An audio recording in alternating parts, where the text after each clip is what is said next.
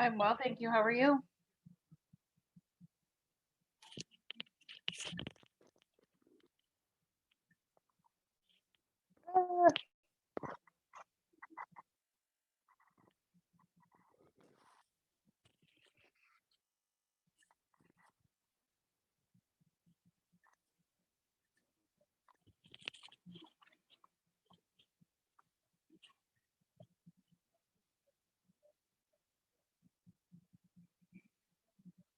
Ed, I can't hear you. You're on mute.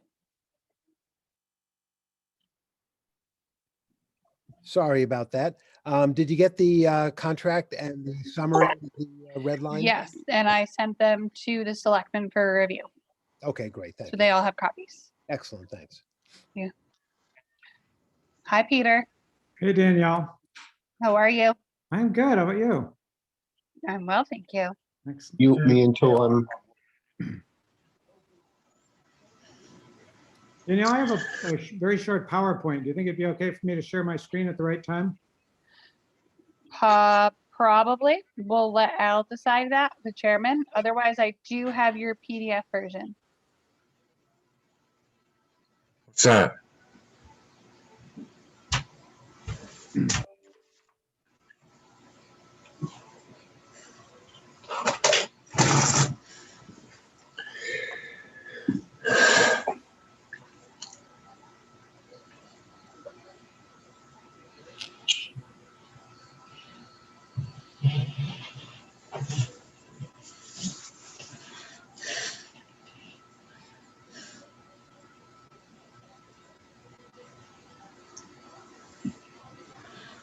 Do we have Roger yet? No. Neil Pilson?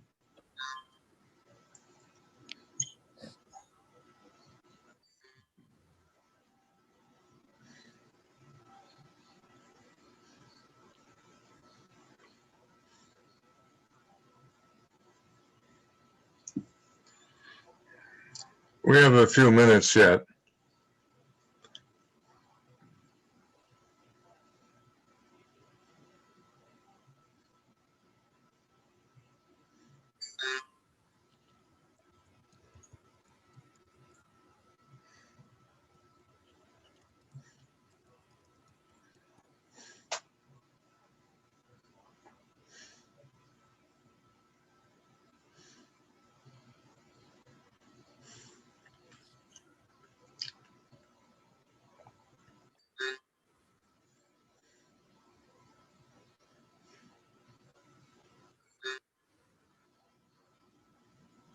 Neil.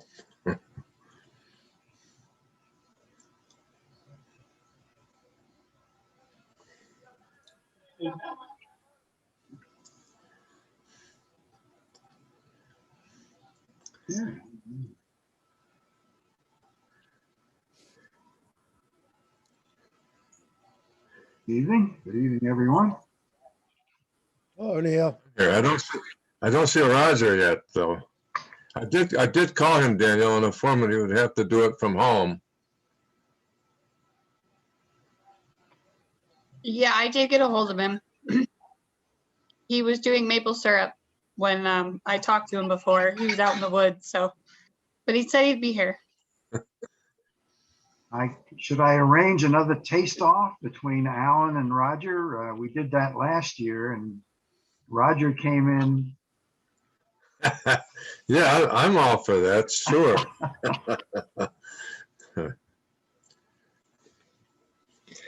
Well, I'm right at 6 o'clock. I'll give him a few more minutes to sign on and then we'll get going.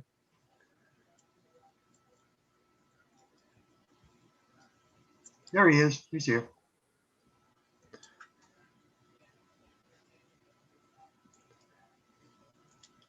I don't see him yet. Yeah, I got him on my screen. Not on mine. Yeah, I do see him now. Yep. There's a lot of people here. Okay. There you have. Go ahead. I just need Roger to make sure he knows he's muted. You're muted, Roger. Don't you want me to be? No. All right, I'm going to open the meeting now by reciting the governor's proclamation. Pursuant to Governor Baker's March 12, 2020 order suspending certain provisions of the open meeting law, General Laws, Chapter 38, Paragraph 20, and the governor's March 15th, 2020 order imposing strict limitation on the number of people that may gather in one place. This meeting of the Richmond Board of Selectmen will be conducted by remote participation to the greatest extent possible. Specific information and the general guidelines for remote participation by members of the public and/or parties with a right and requirement to attend this meeting can be found on the town's website at richmondmass.org. For the meeting, members of the public who wish to listen or watch the meeting may do so by logging on to the Zoom. No in-person attendance of members of the public will be permitted, but every effort will be made to ensure that the public can adequately access the proceedings in real time via technological means. In the event that we are unable to do so, despite best efforts, we will post on the city town's website an audio or video recording, transcript, or other comprehensive recording of proceedings as soon as possible after the meeting. There. The first article on the agenda was minutes. You want to postpone the minutes till later? Yeah, sure. Okay, the next item is Peter Williams, Richmond Cemetery Plot Enhancement Request. Peter, can you fill us in on what you would like to do with this plot? Yes, thank you very much. I'm Peter Williams, as you figured. I live over in Stockbridge. Our request is to have some cemetery preservation experts whom I have an agreement with, subject to your approval, to restore my family's 19th century plot in Center Cemetery. If you wanted to see a few little visuals, I have a brief PowerPoint. I could share my screen, or if you'd rather I just did it orally, whatever you prefer. Yeah, we could do that. It gives us a better insight of what you want to do. Sounds good. All right, well, technology willing, I'm about to share my screen and let's see if it works here. Oh, it says host is disabled screen sharing, so that Yeah, might you be can't. to Danielle, or maybe we can't do it. You should be good now. I just All right, made it hold so on you here. can try it again. Trying it again. All right, looks like we might have a shot here. There you go. Okay, so I'm starting the PowerPoint. So this is obviously the cover sheet. I thought you might be interested in just a teeny bit about who's in there, because the two adults buried in the plot are prominent citizens of Richmond from the 1800s. They are two people that were very centrally located in town and very active in town. One of them is my second great grandfather, Eliezer. He arrived in Richmond in 1802 with his family. He was just a child then. In 1838, he married his wife, Rebecca. So these are the two adults who are in the plot. They built a house in 1844 at 2099 State Street. My next slide is a little map that shows you where that is. But he was a farmer, a general store owner. He was town clerk. He was postmaster and a state representative in Boston for a couple of years. And then you see he died in 1869. His wife lived another 25 years, Rebecca. So she took over the job along with her daughters of being operating the town store and the post office after Eliezer's death. So they were very prominent in Stockbridge. Here's where their house is. It still stands. It's a Greek revival right by the current post office today. This is the 1876 map of Richmond. And this is Richmond Center here, where the railroad tracks cross State Road 41. And you see it says here, Mrs. Williams's store and post office. This is the road going over to Lenox, which was relocated in the 1890s to go behind the house. So it wasn't going across the railroad tracks here, and they built a bridge here. So this is a visual image of the house done by one of Eliezer and Rebecca's daughters in the 1850s. So this is the house, Greek Revival. This is the road going over the mountain. We're looking west. So this is the road going over to Lenox. In the foreground here, going left and right, is Route 41 State Road. Right next door, so in these days, you see the post office was to the south side of their house. Now it's over here where the road used to be. So this is the post office and the general store. This little white house is the railroad. And so they were very active in town for almost all of the 1800s. Here's a picture of the family from the 1880s. This is Rebecca. She's still alive. And these are his deceased by this time. These are all her kids. This is my great-grandfather here in the with the mustache. And so now to get on to the point here, this is the plot. It's located right near the main entrance of the cemetery. The entrance is right over here to the left, just out of the picture. So it's pretty prominent. It has a large obelisk with Rebecca and Eliezer's name on it, and then 4 smaller stones. Rebecca and Eliezer each have little sort of marker stones that say father and mother. This is a 3-year-old child of theirs who died young in the 1840s. And this is one of their grandchildren who died as an infant in the 1880s. The plot is bordered by these posts here that you see. Originally there were 8 of them. Let me jump ahead to where I talk about what we're going to do now. So this is the proposal. We would clean all the stones, reset the 4 smaller ones so they're straight and not in danger of falling over. There are 3 posts that are missing. I'll jump back here so you can see. There's a corner post here, corner post here, corner post here. There are 2 center posts here. This corner post over here is missing, a center post here is missing, and a center post here is missing.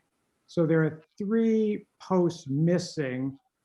We intend to probe for them first. Sometimes things just fall over in the cemetery and get buried. So we're going to probe for them, see if they're there, reset them if they're found. If they're not found, we will replace them with similar posts. We will replace the aging or missing hardware on the posts. You see right here, this is hardware. There are little holes in the post. So there used to be chains that ran from one post to the next. And let me show you a historic photo.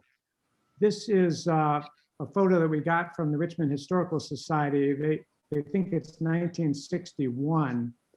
And this is a lot, our lot is just out of the picture here to the right. This plot is still got the posts and the chains. So that just gives you a sense of what they looked like back in the day. That one has lost its chains also. So anyway, the idea is to go back to the way it was originally, restore the missing chains with black replacements. The new chains would be removable so that people could get in and out and get them out of the way if needed. And we would replace the ground cover with something that's low maintenance and historic that we're still determining exactly what would that be. The team that's helping me are my cousin Ted Andrews, who has a house on Dublin Road in Richmond. He has a master's in real estate science. He's doing this for free. He found me 2 excellent experts in historic cemetery preservation. Ian Stewart is on the phone tonight. He's on the call if we have any questions for him. He's got a whole lot of background in cemetery restoration, and he has worked with a colleague who's also on the team, William Renson from Gloucester. And they have worked together at some very prominent cemeteries here, the Henry Ford Cemetery in Dearborn, Michigan, and the old cemetery in the city of Gloucester. So they've got great experience, and I think they'll do a really great job. And so I'm excited about the proposal, and I will stop sharing screen unless anyone has any questions. The only question I have is, when do you plan on doing this? And if Steve Parsons, our cemetery superintendent, is okay with what you're proposing, I think it's a wonderful enhancement to Center Cemetery. And I'm pleased that there's a great grandson who's taken such interest in the family history and plot. And I want to thank you for that, Peter. Thank you. And I think Steve is on the call. Does he want to say anything? Danielle mentioned to me his thoughts, but I should let him speak for himself. My only concern with that is when you put the chain up, you're basically fencing the plot in. And there'll be a discussion. We've had people previously want to fence in their plots for religious reasons. So if we allow it for historic reasons, where, you know, how am I gonna maintain it? And should we allow the chains and then have to allow fencing for religious reasons, and then who knows where it goes? That's my only concern. It's in the rules. You have the right to repair your stones.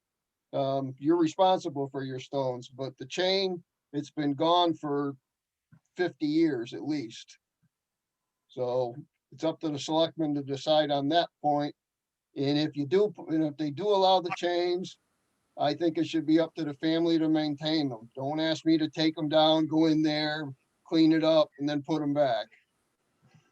Thank you, Steve. Well, that's what Danielle said to me, that that we would be responsible for maintaining the grounds within the chains, and I'm happy to accept that responsibility. And as I say, we hope to have a ground cover that'll be low maintenance, but regardless, I would be responsible. And I would hope, as you suggested, Steve, that the distinction between restoring a plot to the way it was is a little different than somebody wanting to do something new that was not originally allowed. So I would hope that this is sort of a distinction for a historic restoration that wouldn't set a precedent beyond that. Yeah, that's my only concern. It's up to selectmen to make that decision. You have mentioned a ground cover. Is that simply grass or is it other? We are looking into something other than grass, very low growing ground covers that unlike grass, which will just keep growing and growing unless you mow it. This would be something that would be stay permanently low. So basically, you're assuming the responsibility for maintaining the site, all of it. Yes, The that is interior, correct. the interior, given that Steve is okay with the chain, with the understanding that he will do what he normally does exterior to that chain, and that the way Mr. Williams is taking on the responsibility of doing the maintenance interior to the chain, I'm enthusiastically in favor of this proposal. I have a question. Are any of the other plots eliminated by chains? As I showed in that picture, there that's was still at up? least one once upon a time, but today there are none that are currently enclosed. And of course, as my consultant Ian Stewart has said to me, usually the problem is nobody's around that cares anymore. So we're sort of unusual probably in wanting to restore our plot. All right, I leave it up to my two colleagues. I apologize, the phone going off on cemetery matters, but Well, I move we approve Peter's proposal, and I'm like I said, I'm ecstatic, quite frankly, Peter, that there's grandchildren like you still around. Thank you. I'll second that, Roger. And do we have a consensus on that? Everyone's in favor of this proposal? Aye. Hanson, aye. I think Neil just left for a phone call. Shall we wait on him to get a unanimous decision? Neil, we're waiting for your aye, Neil. Okay, we got it. Thank you, Okay. Pete. I hope to It's meet you done. someday soon, Pete. Thank you very much. I'll coordinate with Danielle going forward just to keep everyone in the loop. And keep Steve in the loop also, please. Will do. Okay, thank you. Thank you all. We'll sign Okay, off so yes. you all can get on with your business. You're welcome. Next item on the agenda is discussion and approval of the draft cable franchise agreement for submission to charter. Neil, it seems to me that you're the expert on the. all right, let me give a little background and then turn it over to my co-chair of the cable committee and allow him to explain the situation. We've had a 10-year franchise agreement with, was at one time Time Warner. It's now the same company, Charter. That agreement is up at frankly, it's expired, but we have an agreement with them to continue until we reach have a new agreement. And the world has changed a lot since 2010, 2011, when the original agreement was signed. And I believe Roger signed it in behalf of the town. We have a copy. So I'd like Ed Fechner to give a short presentation on the changes that we are looking to negotiate. We are a cable advisory committee, and so the ultimate decision on terms and conditions and eventually the approval of the finished agreement would be with the select board. All right, good evening, everybody. As Neil mentioned, Yeah, I mean. Hold not on, Ms. To do anything. Just keep talking, Ed. okay. So yeah, this committee was formed back in 2018. So needless to say, we've had a lot of meetings and done a lot of research in terms of what other towns have and what it is that we want included in this agreement. The agreement has a term of 10 years. So we want to make sure that what may not exist today, but what we may anticipate existing throughout the 10-year course is also included. As Neil mentioned, these are the recommendations and the consensus of the Cable Advisory Committee. And what we're hoping to do is gain the approval of the Board of Selectmen to present this red line contract to Charter on behalf of the Board of Selectmen once we're all in agreement as to the components of it. So what I've done is you have a copy of the updated agreement. We didn't send a red line, we sent a clean copy with our comments in there. Beth Goodman has guided us through this process and has made some very valuable additions as well. So I just wanted to take you through the highlights of the agreement and certainly answer any questions you may have. Some of the stuff is simple and some of the other stuff gets a bit more complex. I don't know if the general public is necessarily interested in this level of detail, Ed. The selectmen are. I went through your points, the highlight points, and I was in favor of all of them. Okay. I read the edited version in its entirety, and I just have one comment. But it's up to the others. It's up to Al whether he wants to go through all of those highlights or not.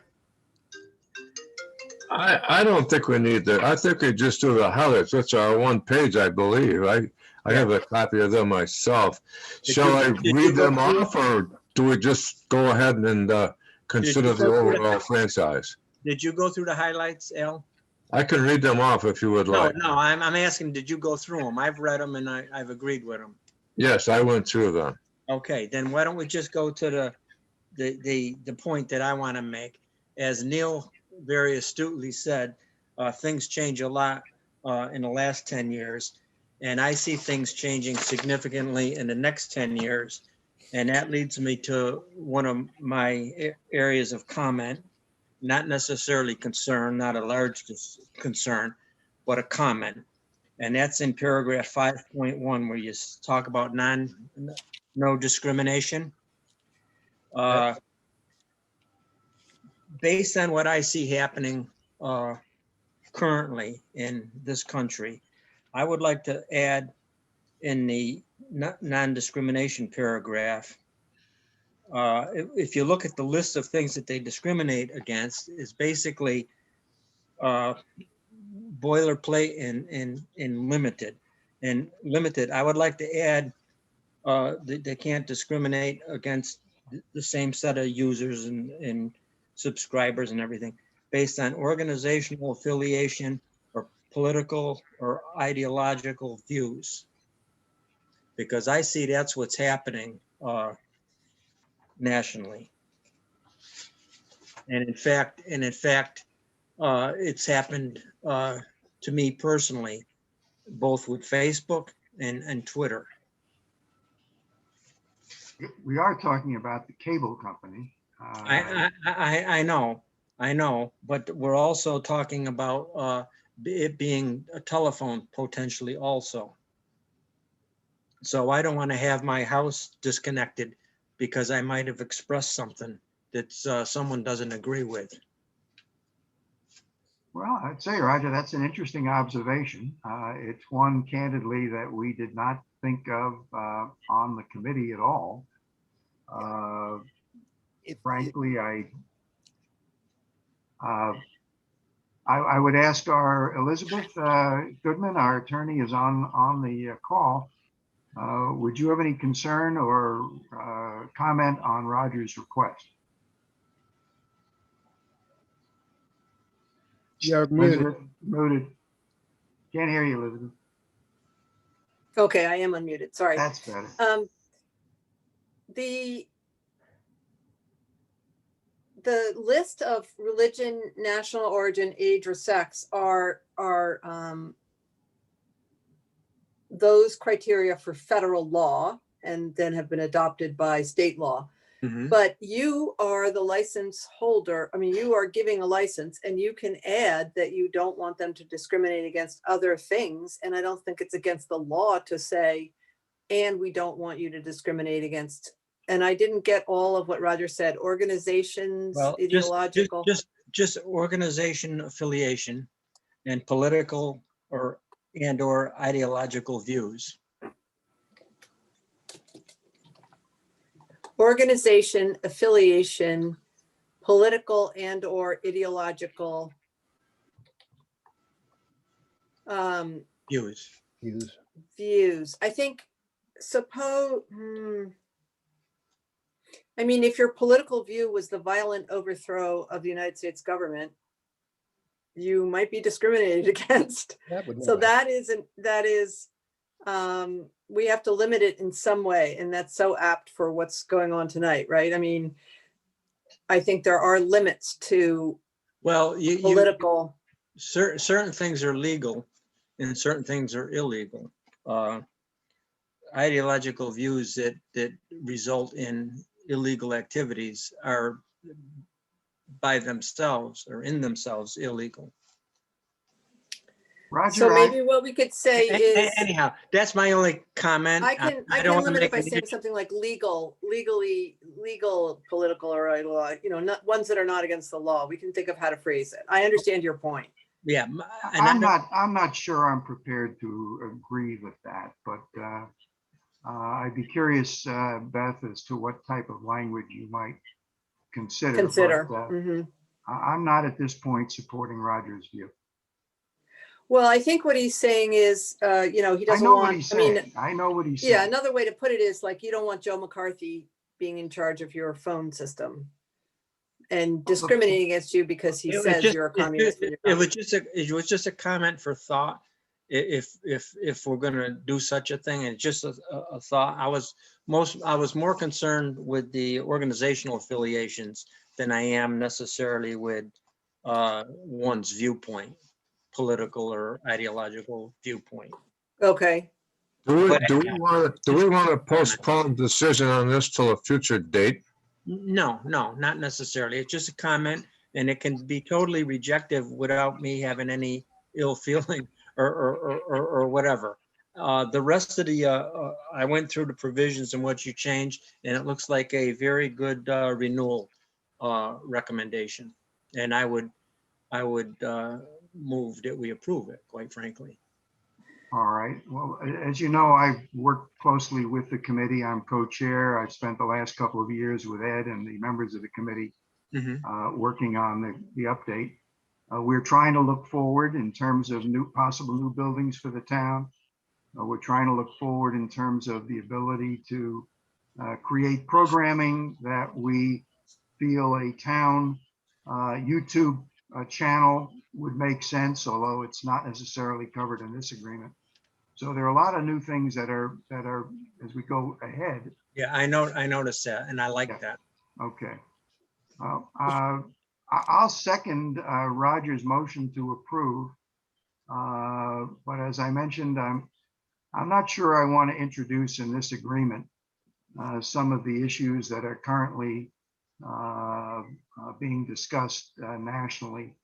I think this is a cable franchise agreement. It's not a political statement, and I'm not sure that I can agree with Roger's request, but I'm interested to hear Alan's views. I also could add, if I could, sorry to interrupt, as I'm thinking about this, the concerns that Roger raises are protected speech. Political speech is a protected speech under the First Amendment. And I think that is a distinction that you could just say that they're just not allowed to say cut you off because you're of a certain affiliation. You do have those rights, whereas somebody who had faced gender discrimination didn't have that protection. Well, no, my concern, let's just take, for example, if I was a member of the NRA or let's say a member of Black Lives Matter, and the cable franchise decided to not hook me up because they disagreed with my membership, they could do that legally. No, they could not. No, and you have a First Amendment right of a free association, and I would argue Yes. that would be interfered with if you proved that they were cutting you off because of your association. I don't think this is an issue we should introduce into a franchise agreement. Okay, I'll take your word for that, Neil. All right, yeah, I respect. I'm not your concerned point. about it. I was just raising it. Okay, I respect your It's an point. interesting issue. Yeah, it is. I would say it is. So we have Alan, I think it's been moved and seconded that we proceed with the draft agreement. I hasten to say, this is not the final agreement. This is what we're going to propose to Charter. And then we'll report back on their response Okay. when we get it. I have a question. Good job, Ed, Neil, and team. Thank you. Alan, Someone has a question. Alan, it's Ron Villette. The question I had, I heard the word 10 years.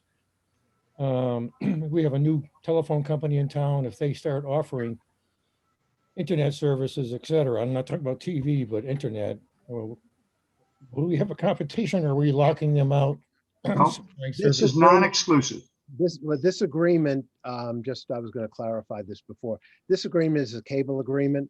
All our neighbor, they're currently offering us internet service now. We have no agreement as far as we know with them for that internet service, nor is it included in this agreement. Our neighboring towns that have telephone service do not have anything about internet or telephone in their agreements. So we just wanted to introduce, we're pretty sure that Charter is going to kick it out of this definition L, but we just wanted to introduce it so we can have a conversation with them. Yeah, let me point out, it's non-exclusive. Another cable company could come in and ask for a franchise. The new telephone company has told us that they want to offer high-speed internet and phone service. And we said we're welcome to have that. There are some people in our town who are not subscribers to Charter because their homes are located too far from the main line and they won't pay to have the line brought up to their house. We're asking the company to pay for the first 500 feet. But the new telephone company is free to offer internet service, frankly, and cable service if they choose, and upgrade their telephone service. Ron, if you read section 15.5, it talks about what happens if you have a new licensee come in. So it's clear that it's not limited. No, I haven't read the agreement, but I just heard the 10-year thing a few minutes ago. That's why I Yeah, was. but the key point is it doesn't lock out anybody. No. Correct. We need competition. Okay, so it's been moved and seconded to accept the proposed agreement. And I will also add my yay to that. Others, are you in favor of voting for this? It's been moved and seconded. Roger? Yes. Neil? Yes, Al? We're all in favor? Aye. Done business. thank you. Thank you all. Thanks, Ed Fechner, and we'll take the next step Yeah. and get in touch with the cable company. Nice job, guys. Thanks, everyone. Have a good night. Okay, thank you. Next item is Peter Beckwith, Highway Superintendent, Chapter 90 reimbursement request and snow removal guidelines. Is Peter with? Yes, I see his Here somewhere. name there.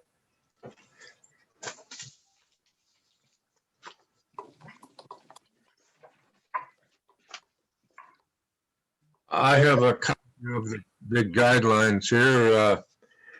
I can read them if you would like. If not, we'll move forward on this, but it probably makes sense to read them just so everyone knows what this is all about and what it means. the guidelines. Do you want me to share them on the screen? That would be best, yes.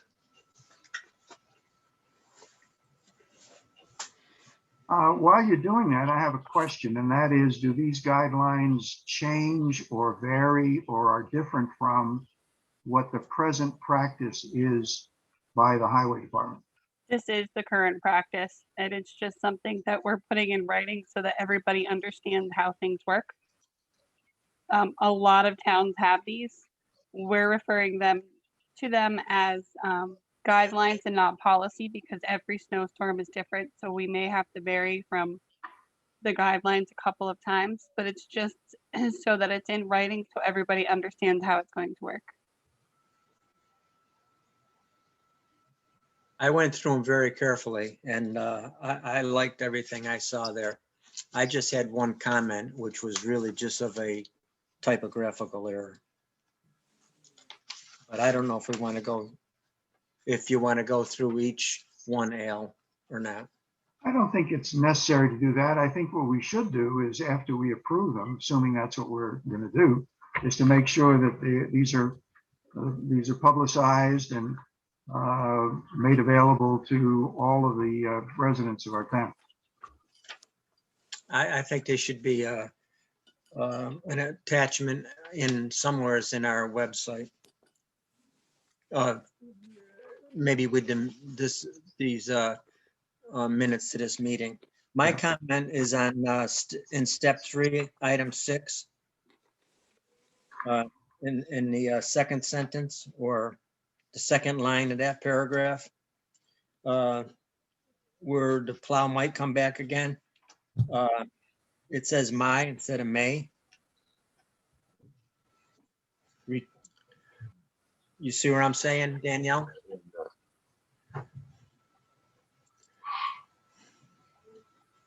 I'm sorry, can you say that again? My daughter was talking at the same time.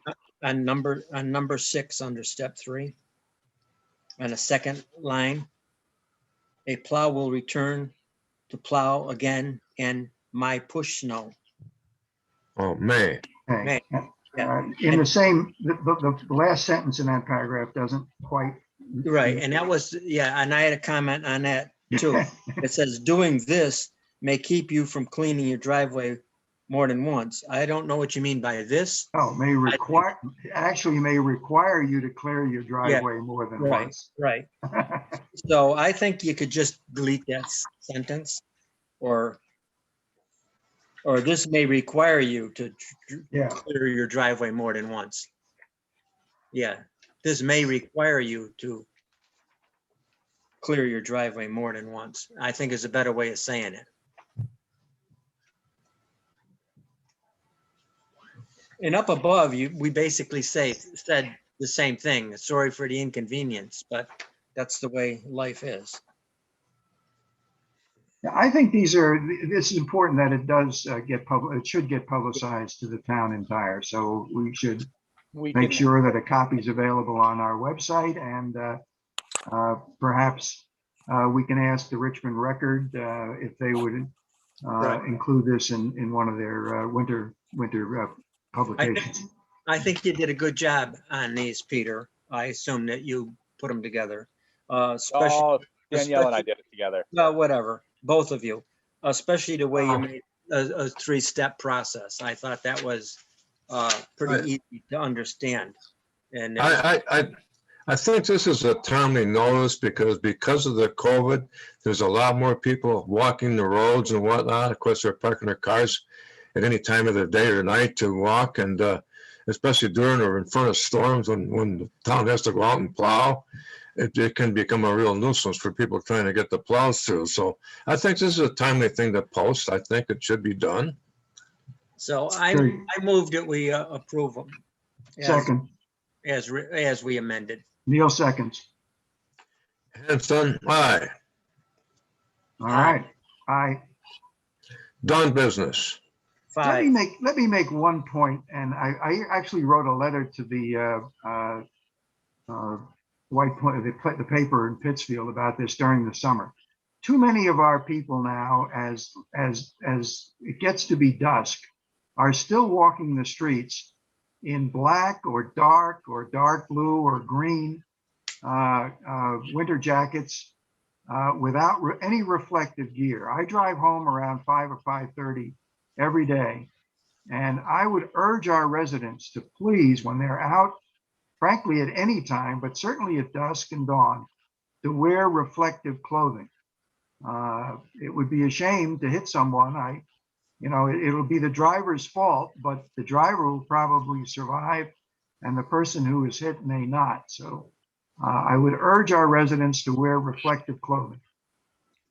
Would you like me to look into like a reflective armband or something that we might use as a possible giveaway, like a promotion towards our residents?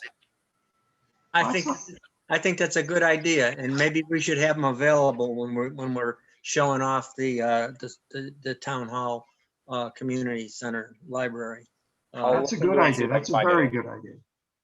It could be a giveaway to residents. Yeah.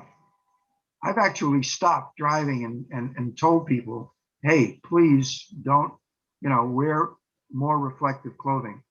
Sometimes I see the dog, but I don't see the person. It's a white dog and a guy in a black jacket. Okay. Okay, let's move on. Okay, now we're at the balderdash continuation of special permit amendment. Hold on. Wait, we still, you need to approve the reimbursement request for It's from chapter the 90. It's from the small bridge grant. Oh, yes, we got that, yeah. Oh, sorry. So it's an It's amount okay. of $62,825. Is that what you were expecting, Peter?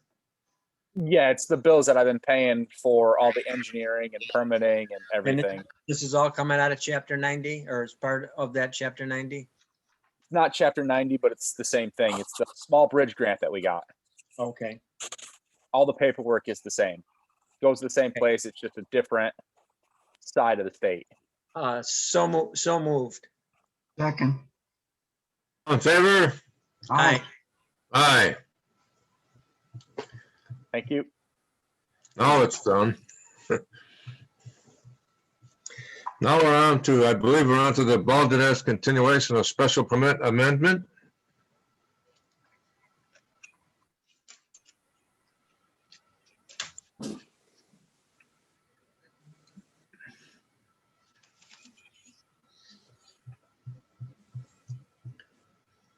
All right. Has this final draft been made available? I know there was some confusion and I admit I was part of that. To anyone who wanted to see it prior to this meeting? So I sent it out first thing this morning because I got the latest version yesterday about 30, I think. So I sent it to those residents who asked for it first thing this morning. Okay. It didn't get out yesterday though. It doesn't vary that much from what we had seen in the past. I've carefully gone through the draft here, and the largest changes you highlighted in yellow. So it was pretty clear for me to see what was changing. I think Peter Miller had a comment. Yeah, unfortunately, because of my schedule, I didn't get this till around noon today. I'm hoping that we could talk about this at the next meeting. It'll give some of us a chance to review this. Is that possible? Well, we have, as you know, had this on our agenda for several meetings, and there has been discussions going back and forth between our counsel and the attorney for Balderdash. The answer is yes, it could be. We pretty much, I got a little upset last time, quite frankly, because we didn't have time to review it. And now if we're doing the same thing to guys like Peter, I have to support his request to delay that. The question I have is for Christian, and is if that is going to affect, if one more or 2 more weeks causes any issues to anybody, No problem at all. then I would like to give Peter that opportunity and others to do that. I do have one comment on here. And I would just ask, legally, we should continue the meeting, whatever, I know Beth is here to do. Actually, we have to reopen the public hearing. We need to do that. Right, you didn't do that yet, so you have Yeah. to reopen the public hearing, then you can have the conversation if you want to continue it. My only concern is we're getting really close to the timing of needing to make a decision.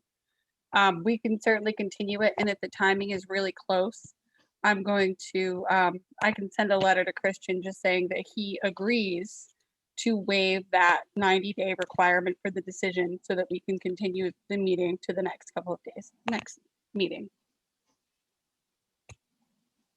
All right, Yeah, well, that works for me. Christian, would you be willing to do that if that's how close we are to the 90 days? Yeah, I think with the verbal understanding, I will try to resolve things at the next meeting. definitely try to resolve things by next week. Yes, indeed. I would like to make one comment on this, and maybe we can get it in the copy that Pete reviews or not. But that's in number 11, item 11, where we're talking about during the day, multiple barn doors will be open, and that they have to be closed at 8. I would like to change the word will to may on where they're open. What Multiple line barn is, doors will be open. That's paragraph 10 still in my copy. Roger, there were several copies circulated. And if you're looking at one with a yellow highlight, you may not have been looking at the last final version. Well, probably this didn't change in the last one. But in the one that, It does say will be open in the draft, in the one Yeah, I'm looking yeah. at. And you want that to say may be open? correct. Because, who cares what position the doors are open? yeah, I agree. I agree with that. Yeah, Yep. that's good. I That think makes sense. the first one will be may, and then where they're closed, it's will or shall. Yes, that makes sense. It's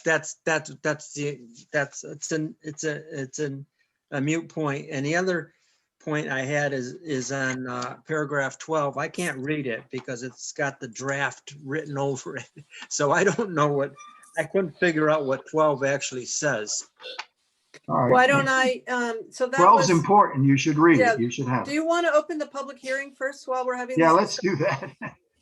All right, I move we reopen the public hearing on the Balderdash permit application. I'll second that. In favor? Favor, aye. Aye, aye. All right, now we can talk about it. So But- if I can, much of the mitigation for the outdoor amplification of music was agreed to in previous drafts between Christians at council and our council and working with Neil. And the one really big outstanding issue is what you see as, Roger, as paragraph 12, but it's now just one paragraph, paragraph 11. It says that their permit will have a 3-year duration and may be granted a 1-year extension by the Board of Selectmen at the end of each year. One of the questions was whether this permit would continuously roll over. And what it has now is a 3-year term and can be granted 1-year extensions after a hearing. Wow. It says the permit is subject to annual review at public hearing of the Board of Selectmen to assess compliance with all of the conditions of the special permit. The first review, sorry.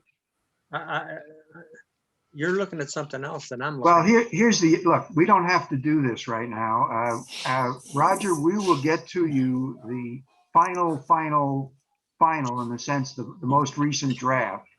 And So it if does Beth could as, send that to me as well, and then I will resend it to the neighbors tomorrow because there were so many drafts that went back and forth in the last 2 days that I'm not sure which one we're all supposed to be looking at. Okay, well, then that makes sense to to continue the public hearing for another 2 weeks with kind of a good faith commitment on everyone's part to settle this and to finalize it on the 24th of February, which is the next meeting. And, okay, there's one thing that you might want to ponder also for that is on item 5, where you're talking about parking on the north side of the barn with a capacity for 60 to 80 cars. I don't know if the capacity statement is even needed there. It's just saying that you can park on the north side of, in that parking lot. But the capacity, it seems to me as though the capacity should be, if it's stated, it should be a number. It's a capacity, like a quart holds a quart. It doesn't hold like between 4 and 6 quarts. I think it's a good comment. Roger, I wouldn't mind for no other reason, just to make it make more sense to say sufficient parking to accommodate any activities, any farm function activities or other activities at the winery. And in this case, it's just a farm function permit to say sufficient parking to accommodate farm function activities. All right, I Well, think, I have a question about that. What if you don't have capacity in that parking area? We No, can't but say it's required to have sufficient capacity in the parking area. Oh, and you're not going to have overflow parking? It's required to have sufficient parking for farm function activities on the north side of the barn. Let me jump in with something that I've observed, and I know that I have this as item 6 on the newer amended version. It said the parking area on the south side of the house located at 81 State Road shall be for personal use only and not used for farm functions. Well, the whole purpose of that item 6 was the previous owners of the property next door that didn't want anything to do with Balderdash having anything going on there now. Is it possible to amend this to say overflow parking in that parking lot? Because the new neighbors seem to like Balderdash very well. it's something to think. I think I'd like to keep the parking at the north end, which is where everyone now has agreed to do it. The south end is for family and I guess I think probably some of the help may park there as well. One of the issues here is that we can go on and make, continue to make changes. And each time we do that, we have to circulate another draft. And each time we do that, we have logistical and procedural issues.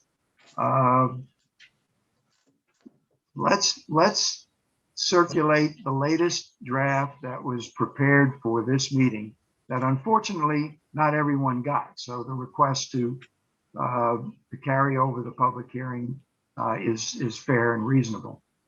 And if there are, I guess we can accept comments now, but I'm inclined to leave that. The person who, the people who lived there previously on the south side were adamant about the parking. The people who live there now are not. The next people who live there might be. So we have a consensus. We have an agreement with Christian.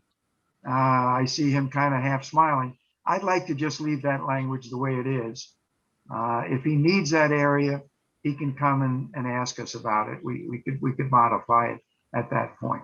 But the last summer, it's worked out pretty well. My only comment was basically striking the with capacity for 60 to 80 cars. Oh yeah, that was a different comment than the one Alan raised. Well, no, Do you want me to do that in the draft that I'm circulating? yes, I would. Okay. Where it just says I'm okay sufficient with that. parking for farm function events. I'm okay with that too. Okay. I think It's it going makes to more say the sense all around. parking area, it's going to say that all parking for farm functions will be in the parking areas to the north side of the barn, and Period. overflow parking will be on the lawn to the north of the existing parking lot. Yeah, Okay. yeah, that does it. Sure.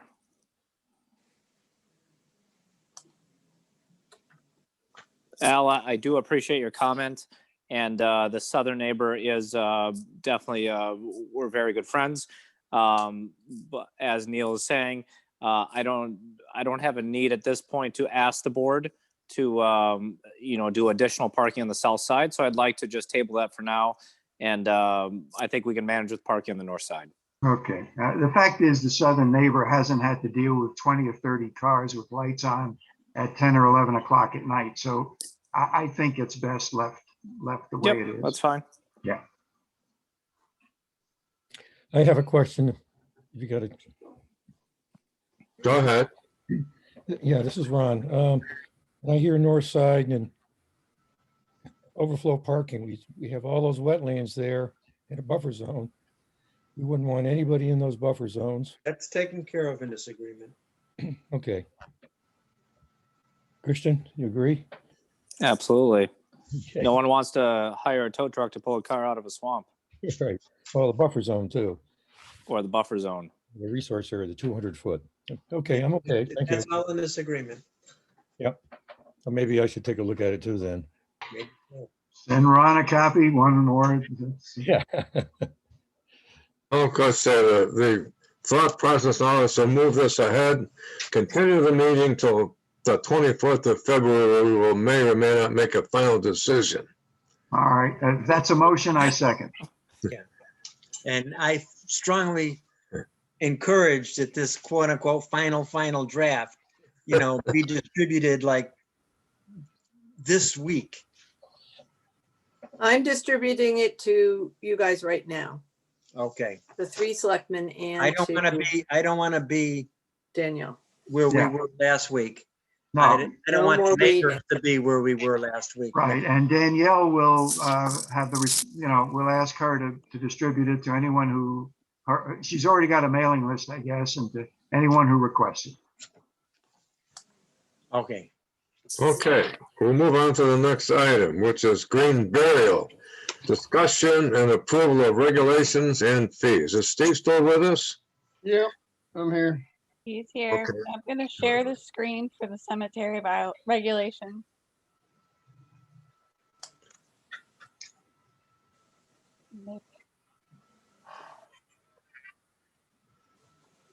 All right. I'm basically going to ask the same question I did with respect to the snow removal guidelines. Is there anything in this these 2 pages that is, other than the green burial fee, that is new from what we have been following in the past? There is slightly, excuse me. So when I went on to Mark's computer to be able to find the old regulations, I could not find them. I could only find a copy from 2013. Excuse me. But I couldn't find any reference as to whether they had ever been approved. With respect to that winter burial stuff, that's the same, Neil. Well, the winter burial stuff that I wrote in there is what we had agreed to most recently, but they are not in the regulations now. So we're putting them in the regulations now. Right. There is a difference. If you look at number 6,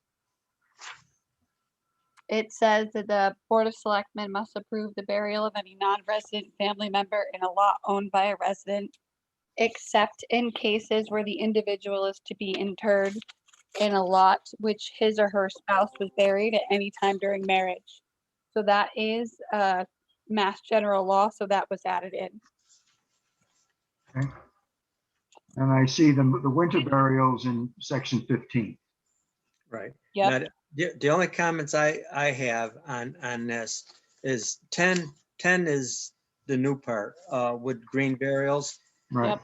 And then it says it's highly recommended that you use a funeral home and all that stuff. Everything's fine up to obtain. And then it says the Board of Health will vote on each green burial request. So I have that in there more as a question because if you go to mass.gov, they don't have any real rules or regulations on how you can get buried, but it says that the Board of Health should approve it. Okay, well, So the thing is, why do they have to approve each and every one? I mean, that because doesn't. they're approving to make sure they're certifying that the person who actually is getting put in the ground, not in a vault the conventional way, that they don't have any diseases or anything like that that's going to cause more issues in once they are in the ground. Because if you're having a green burial, you are most likely not being embalmed. Actually, the science says otherwise. You can take a very sickly, contagious person and put him in the ground, and he's no danger to humanity after that. That's So what. the state of Massachusetts disagrees with you, Roger. I'm sorry. Okay, well, here's my issue with this. Here's my issue with this, is the whole idea of well, not the whole idea, but part of the idea of green burials, not necessarily, is getting people in the ground the day they die or the day after, whatever. And waiting for a Board of Health approval for a green burial, that's not going to happen in a day or two, or even a month or two. That's a good point, Roger. And so I don't want to have that in there. It's like, you know, it's. Could we change it so that we could say the Board of Health agent, so that Alliance would be the ones that vote on it? Now, but what's a Board of Health agent going to do? So you got a dead body, right? You want to plunk him in the ground. What's he got to do? How's he going to know what kind of contagious diseases and everything? How's he going to get that information in a timely fashion? So I don't know, but it does say that you have to certify that. If you were to click on the links that I added in, it gives you a whole bunch of extra details in there. Well, if it's in the clicked link and this is what you got to do, I just don't think you can do it. That's all in the time required. And I also don't understand this last thing. Up above, it says the cemetery superintendent shall supervise quote, and it says all burials, all burials. Now, when we get down to the green burial, in the last sentence, it says if you're just going to wrap them up in a cloth and you plunk them in the ground, it's the entire family's responsibility. Does that mean Steve's not involved? That is correct. Steve and the person who digs the hole will not put the body in the ground if it's just a cloth burial. Well, then. Can I say Go ahead, something? Steve. Yeah, please. I think that whole sentence about the town being involved in the burial should be taken out of there. The only time I've actually helped is if there aren't enough pallbearers. If it's a graveside ceremony and they don't have pallbearers, I supervise all of them. And that's all I'm there to do is supervise. And if they ask you to give a hand. If they don't have enough help, then I would help them. Yeah, I have a concern that this be a policy. Steve is there and offers to help as a personal favor, that's fine, but the town will help, puts an obligation on our part. That's exactly the way I was reading it. Yeah. I would like to take off the last two sentences. The one about the Board of Health getting a request and if the body is in a box, do this. And if you just wrap them in a cloth, you do that. It's like. Let me jump in on that. Now, is that a state requirement that the Board of Health be involved in this, or is it not? Well, the state doesn't have any real requirements. That's where it gets tricky. They have suggested guidelines. The language to say the cover would be the Board of Health shall be notified, period. Whatever they want to do with, they can do with it. But the burial shall go forward with or without them, if that's the way you want to word that. Let them just be notified. They don't have to get involved at all if they don't care to. I'll tell you what, there's no, just as with Balderdash, I think this is the first time this afternoon that I had a chance to read the proposed regulations. So I'd like, and I think Roger and Alan would both like the opportunity to edit this and come up with a different, perhaps different language. So let me propose that we defer action on this till our next meeting. Give us a chance to examine the text and make any proposed changes we might be looking for. Well, and I would second that, but what I would do is I would burden us, maybe that's not the right word, to give those comments to Danielle, within the week. Okay, Well, I think it behooves us to check on these sites that are highlighted to see what they have to say about this, so that we are better informed about what the state wants Yeah, us I would go to do. Okay, so that's what we'll do with our comments, and then why don't we get those comments to Danielle by the weekend, and then okay. and we can resolve everything. I would just click on the links just so that you could see what I mean. They really don't have specific guidelines at all, but they have suggestions, and they do say how far away a body has to be buried certain ways. The part about the cloth was a conversation I had originally had with Steve. Was that how the body actually gets into the ground if it shows up in a cloth?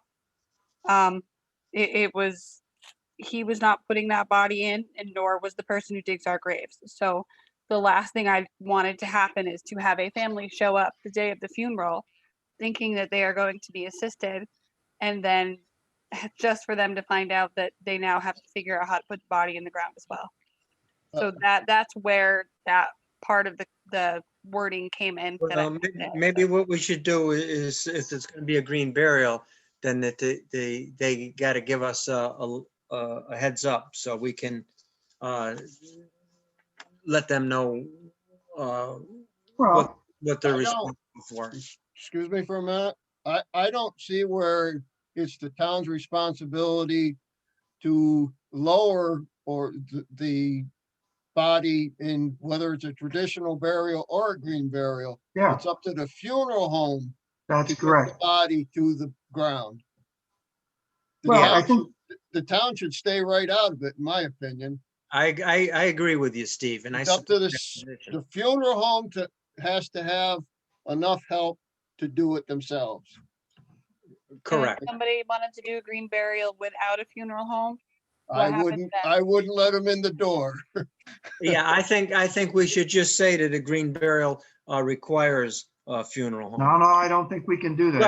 Well, all burials. We can do it with all burials. No, we can't. No, I don't think so. Okay. I don't think You probably can't do the burials because cremations we bury without a funeral home present, but they do have to go through a funeral home for the cremation itself. All right, my suggestion, and again, I just looking at it closely in the last 20 minutes, is you can have it's highly recommended. That's okay. It's not a requirement. Take out the vote for Board of Health, which Roger has suggested. Take out the sentence, if the body is to be non-hardwood casket, the town will help. And just start the last sentence. If the body has a cloth covering only, the act of interment will be the family responsibility. Family or funeral home responsibility. Does that work?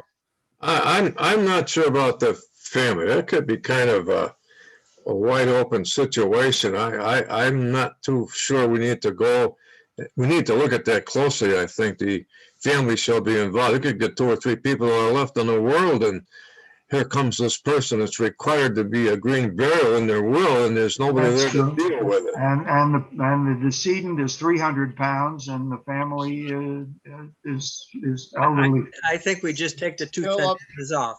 Just take them Still off. up to the funeral home's responsibility to get them in the ground. Yeah. I think we just take it out, take the sentence out altogether now. Yeah. Yeah, I think it's well written right up until the second period. After obtained, period, done. So if you look at this screen, I just fixed it. Tell me if that's how you want it. Well, we'll have time to give it to you after the meeting. Yeah, and if you're going to give us something to review, why don't you, on the next page, the additional $200 fee, it says yearly maintenance. I would get rid of the word yearly. It's just for maintenance. And I just want to be clear, that's a one-time only fee, like all of the other. Yep. Yeah. That's why I want to. You're gonna set up a revolving account for that? So I checked into that, and what they think that would be the best way to do it is put it into the perpetual care fund, which is already a revolving fund. Okay, and then I would have to request money from that account to pay for the maintenance, or how would that work? Or do you want to talk about that some other Yeah, time? we can talk Talk offline on about that that. another time, yep. Okay, that's fine. All right, so we will get our comments to you, Danielle. We'll not circulate them among ourselves because that would be the deliberation.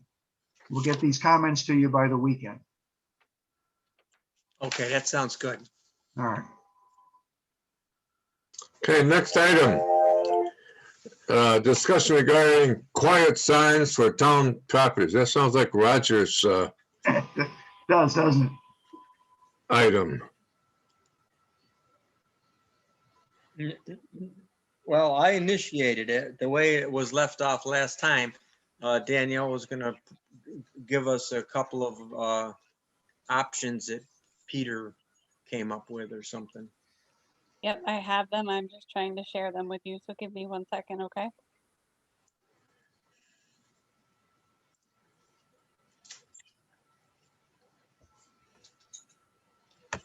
And again, all I was trying to do was come up with some kind of a standard sign that may be of use around town for various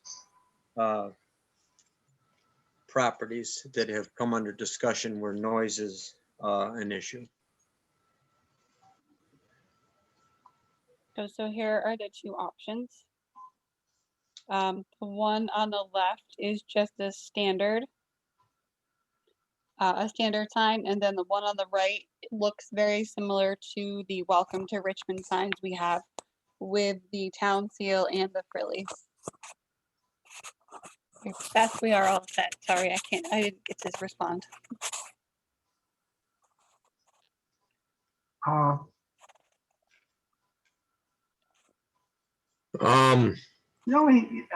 This is not a big comment, but instead of sounds, could we put noises or sounds? Are we more? I'll tell you why I did that. I struggled with those words Yeah. a long time. Loud music is a sound. If somebody turns on their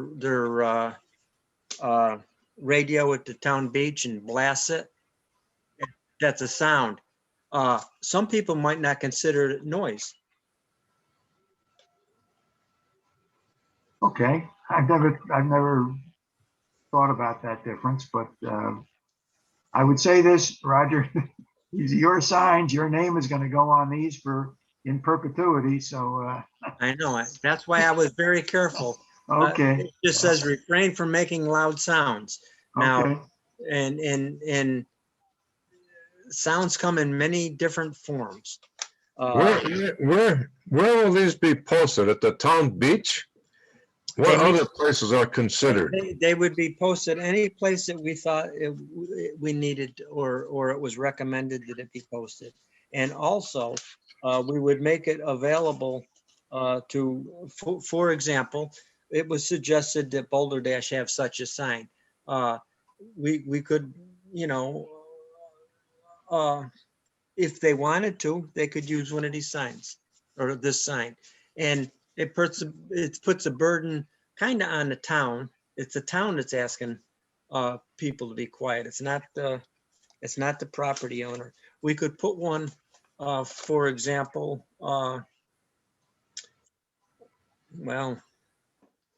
Well, the town beach and the town and the boat ramp, I think, were two obvious places. Yeah.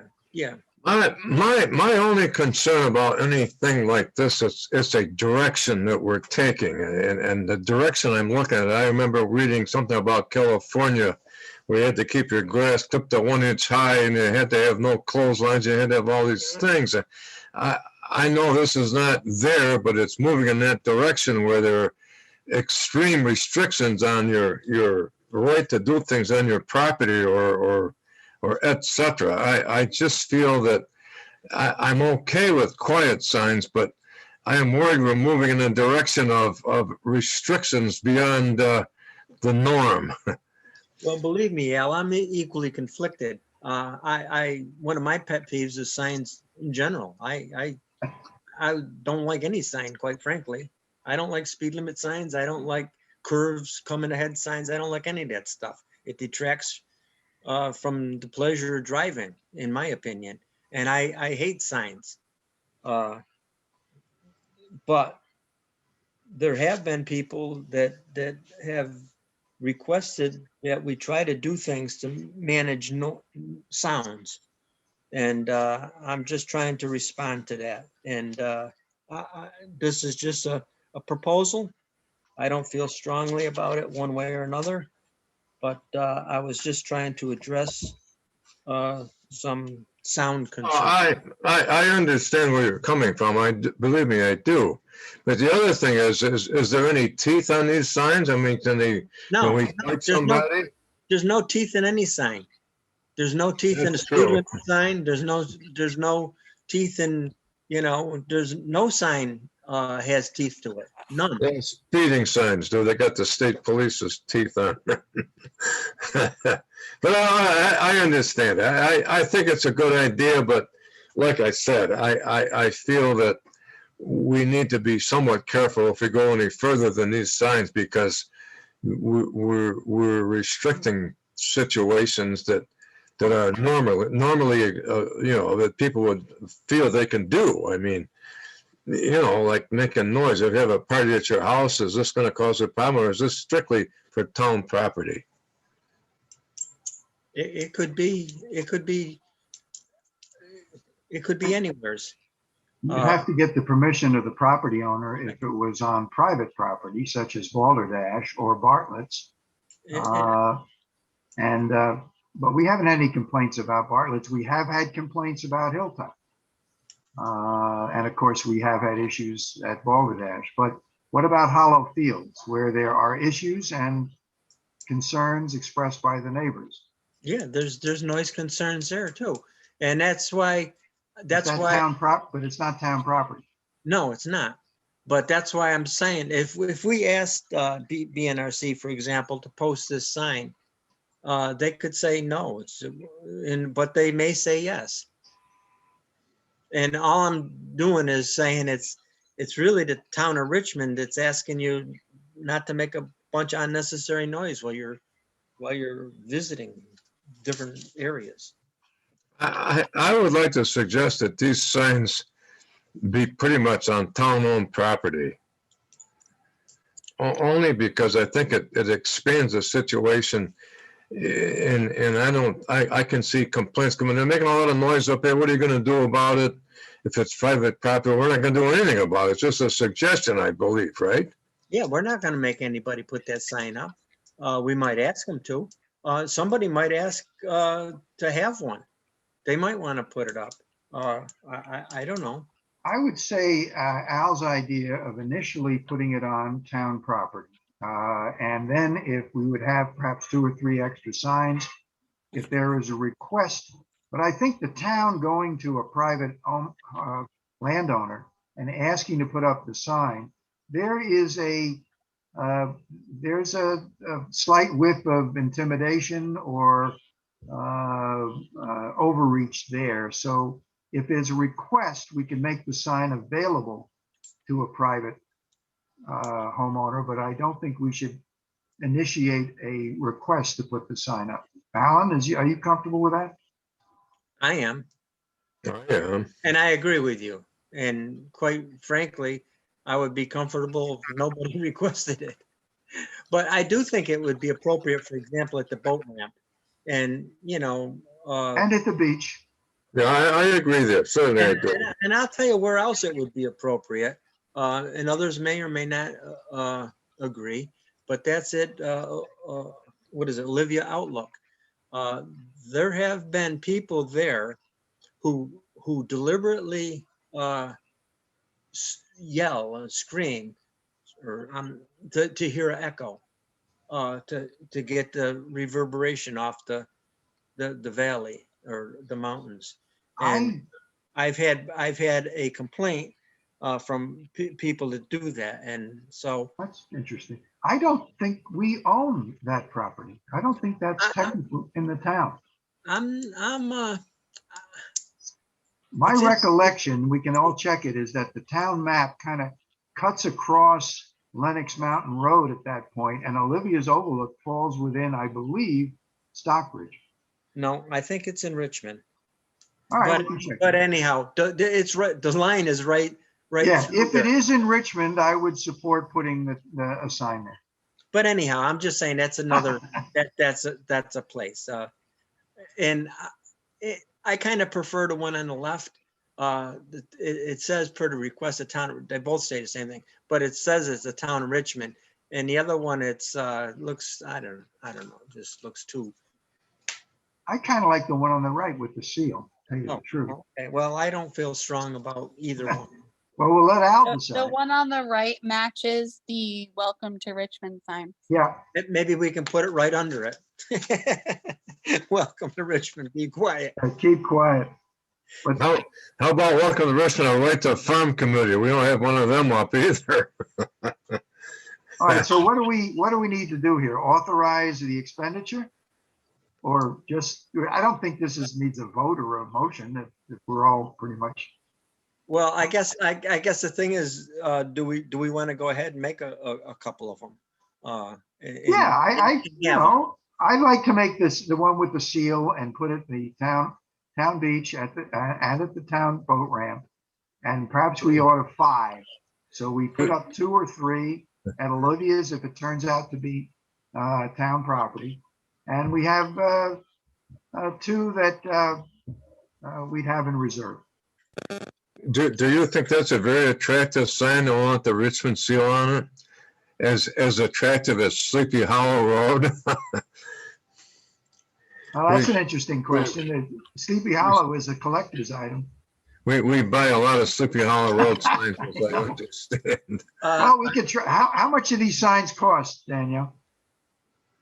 Well, it depends on how many you order. Originally, Roger had a bigger list, so I had said 10. Hold on, I was trying to see here.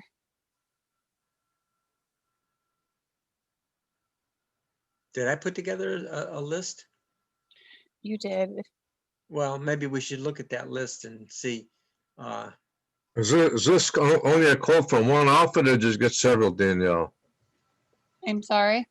Is this a quote from one person only, or did you get several? No, this is the person who does all of our signs. Oh, okay. Would he do 5 at the same price? I don't think so. I think it's 1 to 5 and then 1 to 4 and then 5 to 10. So it might work for 10. I don't think we need 10 signs. It could work for 5. So, but I will check. I will get a new quote on it. It'll I be. think we're spending more time on this than. Are you guys jiggy with the words? I'm okay, sure. Yeah, I think so. Okay.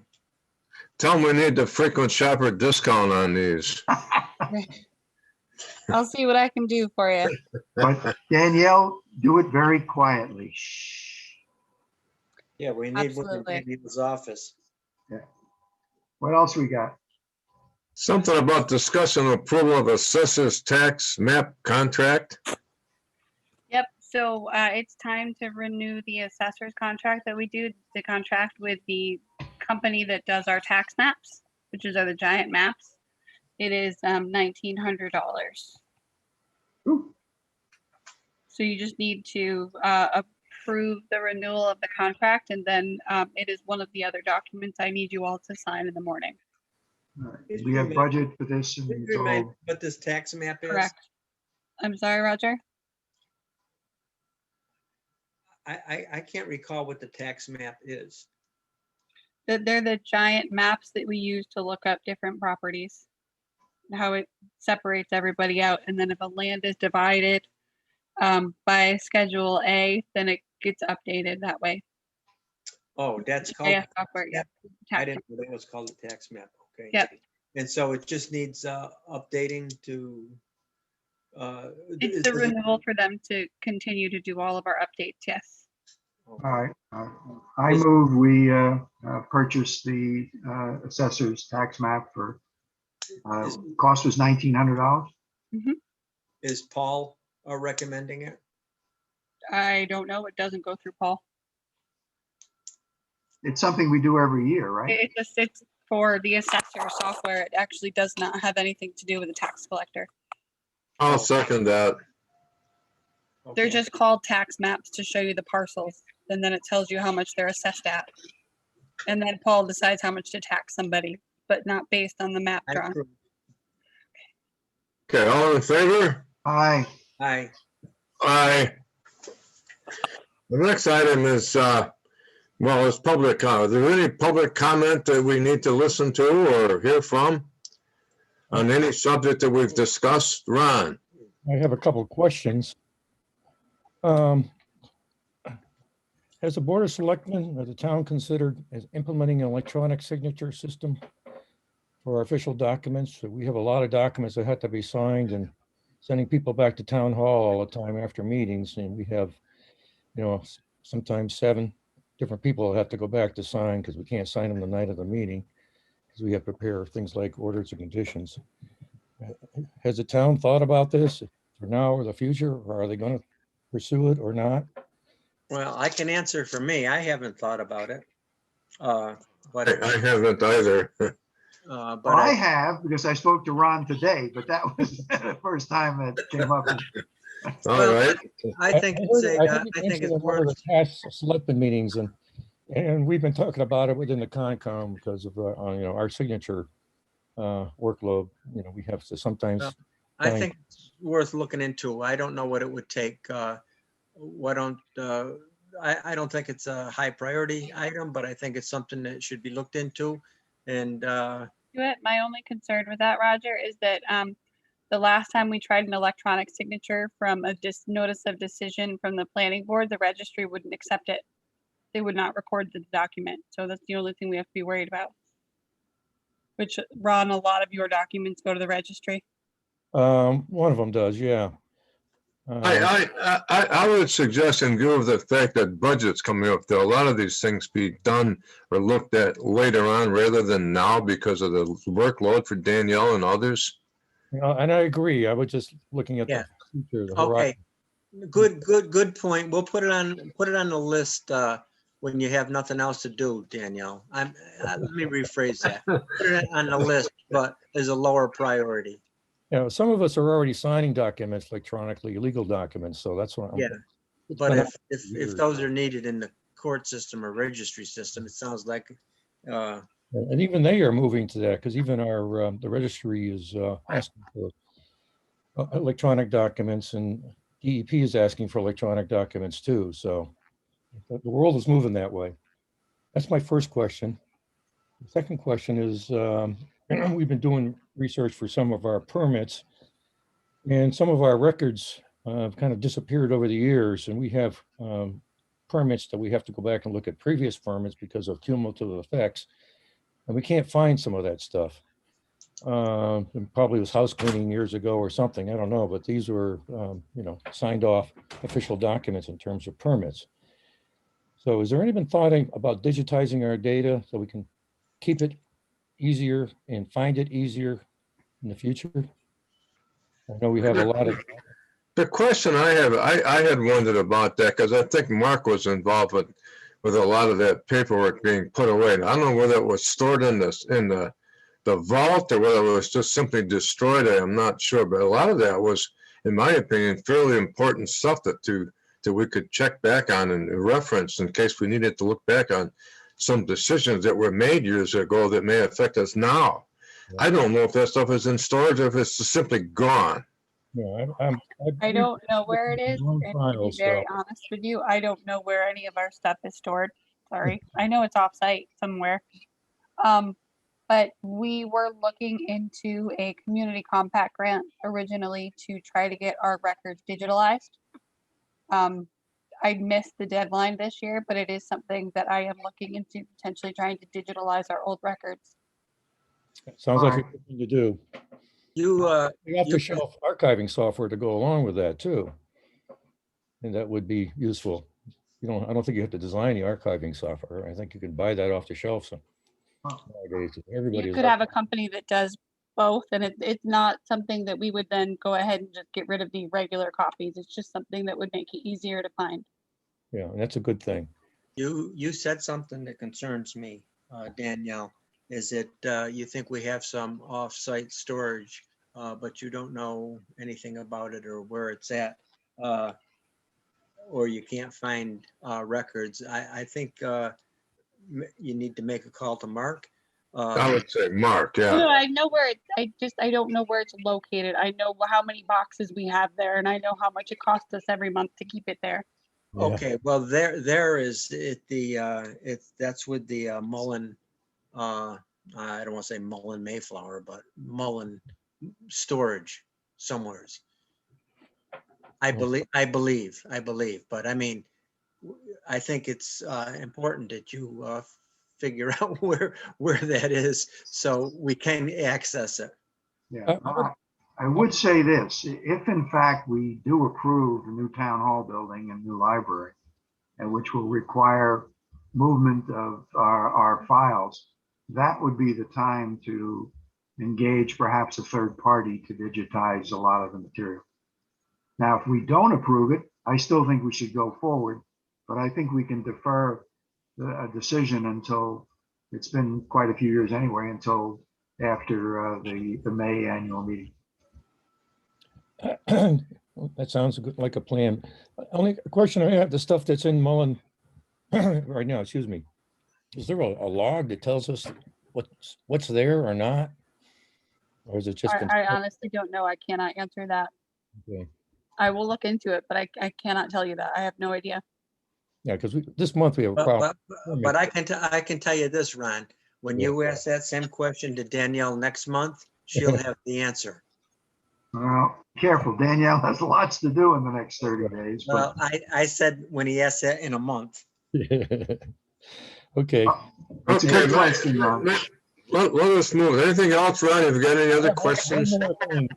I don't know if some of you are aware that one of my members is doing a kind of a history of the Concom.